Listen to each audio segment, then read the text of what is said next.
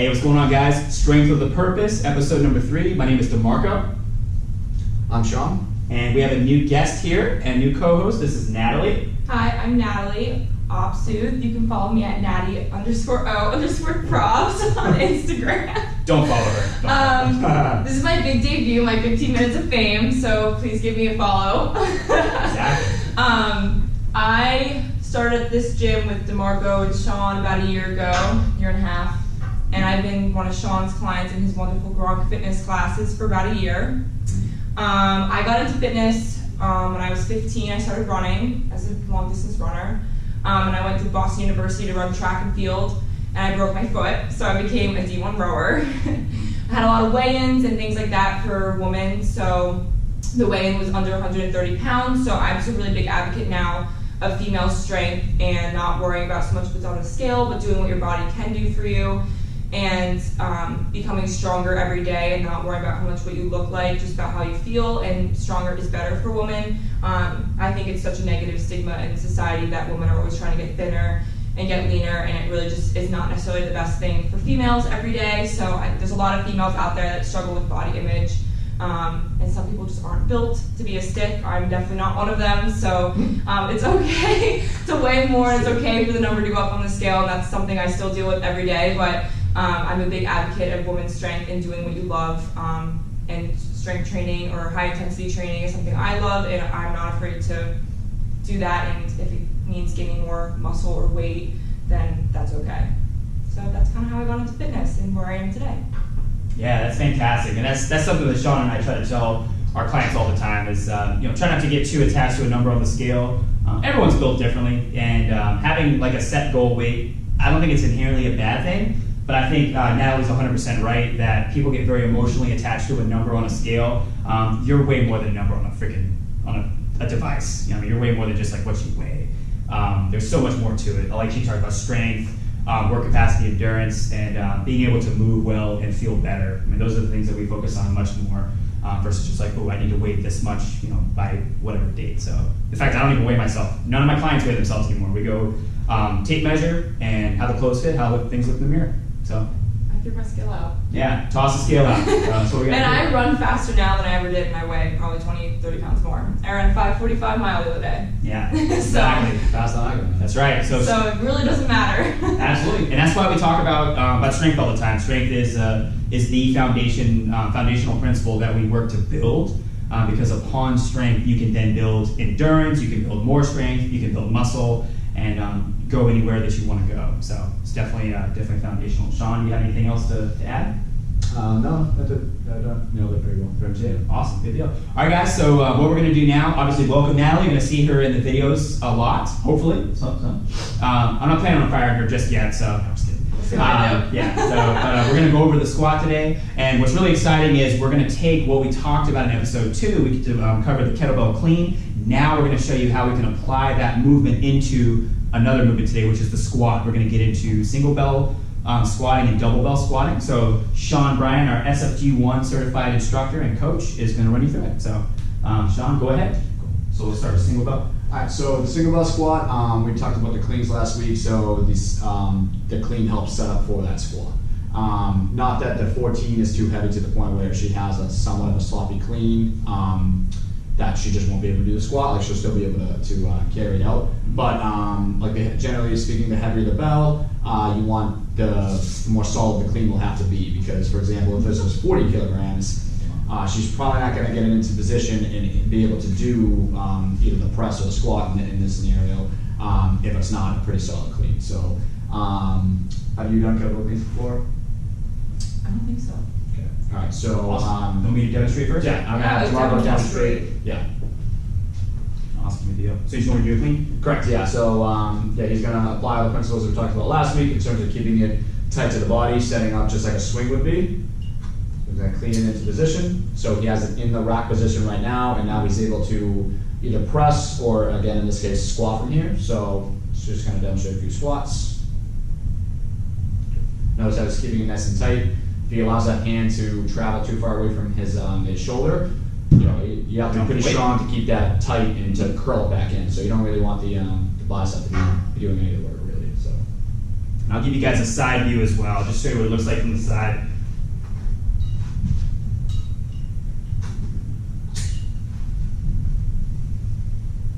Notice how he's keeping a fist on his offside because technically he's lopsided because it's 14 kilograms on one side, nothing on the other. So he's kind of activating his opposite side by clenching that fist, just getting more of that side a little bit activated.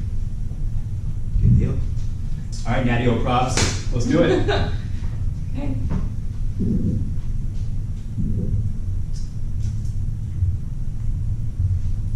You're gonna want to keep it just a little bit tighter. So right here is a better established rack position. And if you're ever like, okay, I don't know if it's in the right spot, you can always think, if I extend my thumb and I could feel right under, like pretty much right underneath your neck is where you want to feel. Otherwise, if it's too far out here and if you extend the thumb, you're not gonna feel anything at all because it's gonna be a lot harder to hold it off the body than it is when you're tight in the rack position. Notice the depth she's hitting, so that's below parallel. Parallel being the standard, of course, but if you can go even lower, think of it as extra credit. You don't have to do it if you can't, but if you can, you might as well. And she's trying to keep her torso as vertical to the ground as possible. If she were to more so hinge right now in terms of her torso, like if her chest came way too far down, that's going to cause the bell to fall as well. So you want to stay as vertical as possible. Yeah, and that's critical when you start pushing yourself on the weight, start going heavier bells. You lean over even a fraction of an inch too much, those bells are going to fall out of your hands. I mean, you're, like Sean said, your arms can only hold so much. Your legs are obviously built to be much stronger for a reason. So, and of course, this can be applied to a double bell squat too, whether it's another 14 or like maybe slightly lighter weight, like 10s for example, in the rack position. You're more symmetrical when that happens because obviously you have the weight on the other side of your body. So if she was just doing single bell squats today, she would, of course, either alternate within the set or or every other set, that kind of thing, just to, of course, keep the body symmetrical, even out. Absolutely, good deal. So I know you just kind of mentioned this, but we'll go into double bell now, and I'll demonstrate it first. But other than there being 2 kettlebells, Sean, what other differences? Obviously, there's more weight because it's double. Right. So yeah, so he's gonna have to take a slightly wider stance because there's 2 bells that need to pass through for the counter movement of the swing. And that's the other thing is you definitely want the clean to be pretty solid, even more so now because you have technically double the weight to get up. So as I mentioned earlier, the heavier the weight, whether it's a single bell or now 2 bells for a double, the more solid you want that clean to be because otherwise it's just going to throw off the squat.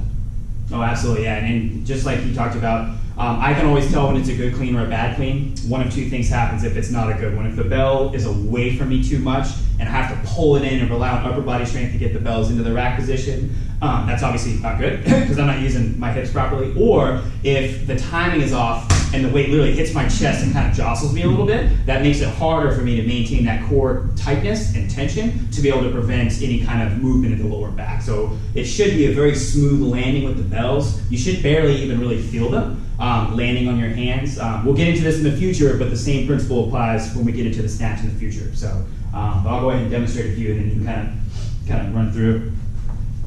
So notice the wider stance, chops his hips back. Going to clean him in, keeps it tight to the body, and he punches through so that he just meets at the right moment and just kind of sits up there. So again, notice the depth. Also note his breathing. He wants to inhale through his nose on the way down, and then use that breath on the way up.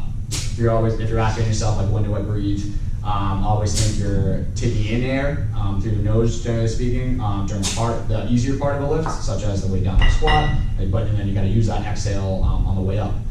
To just help you, say if you're doing X amount of squats over the course of a minute, if you're not breathing at all, it's going to be a lot harder. You're going to fatigue faster. So breathing can be crucial depending on that exercise.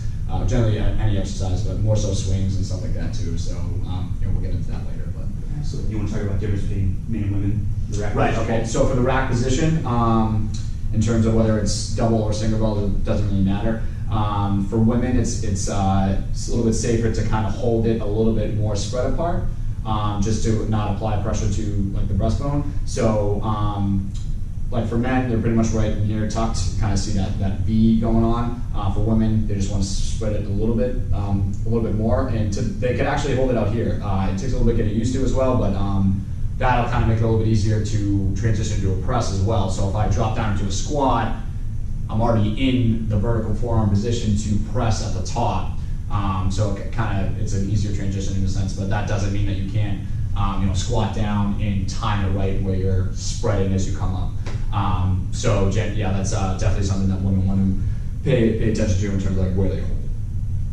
Yeah, the big thing with this, just like a barbell squat, I mean, obviously the weight is, it's front loaded here versus like a barbell where the weight is across your shoulders and there's that compressive force on your spine.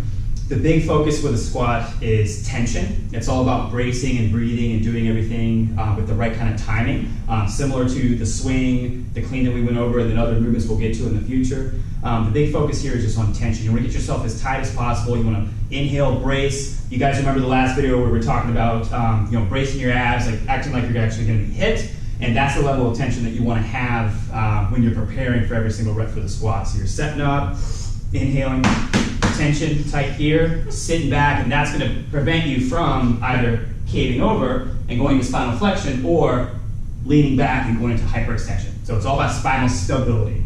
So that's what your core was actually designed for, was to stabilize your spine, not just to do a million crunches. So any kind of loaded squat, definitely when done safely is with a neutral spine.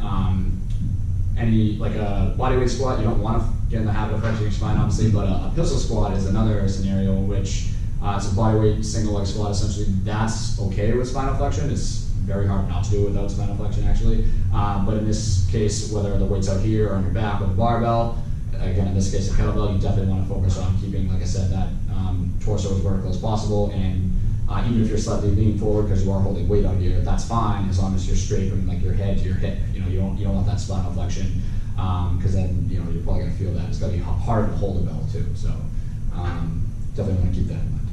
Exactly. Yeah, it's all about tension. All right, Natalie, hop on. So just focus on, just like Sean talked about, focus on elbows back on the clean, punch them up, get tight. So now there's two bells, she needs a little bit more hip drive because it's double the weight, of course. So now she's established rack position. So notice how with the addition of the second kettlebell that she's still hitting the same depth. If she was doing more of a quarter squat, then even though she did get it up to the rack position, it would be too heavy because it would she'd be sacrificing her range of motion, and you don't want that to be the case. You still want to hit the same, check off all the same boxes, even with the additional bell. Yep. Notice that she's driving the knees out. Knees are lining up with the toes. That's something that's very critical, especially for women. Don't let those knees cave in and add to instability and potentially an injury while squatting. So definitely drive those knees out. It's going to make you more stable, just like we talked about stability and tension. So I know you guys probably won't be able to hear it because I'm standing right here, so I can. The inhale, exhale. That's definitely, like I said, it's the heavier the weight or the longer the set, the reps, whatever it is. The more important the breathing becomes. If she held her breath for that whole 6, 7, 8 reps, whatever it was, she would pass out. I'm not saying that would happen, but it's going to be a lot harder. You would notice the forearm compensate as well because now you start seeing stars. I can definitely I'm breathing, trust me. Right, so just in case you guys don't know, so you got to be deliberate, breathe with intent. Otherwise, whatever lift you're doing, it doesn't really matter. It could be bodyweight stuff. It's not going to go the way you probably want it to. So. And the best advice I got from these two was to use my abs. Because I always had back pain, I didn't know why. No coach during my whole career never told me that. I literally wasn't using my abs. I was not using my core at all. And for a back squat, they always tell me to pretend I'm breaking the bar. So I literally just try to use explosive movements, and it's helped me so much to not only go up in weight, but also to actually use my abs, and then they get stronger too. So.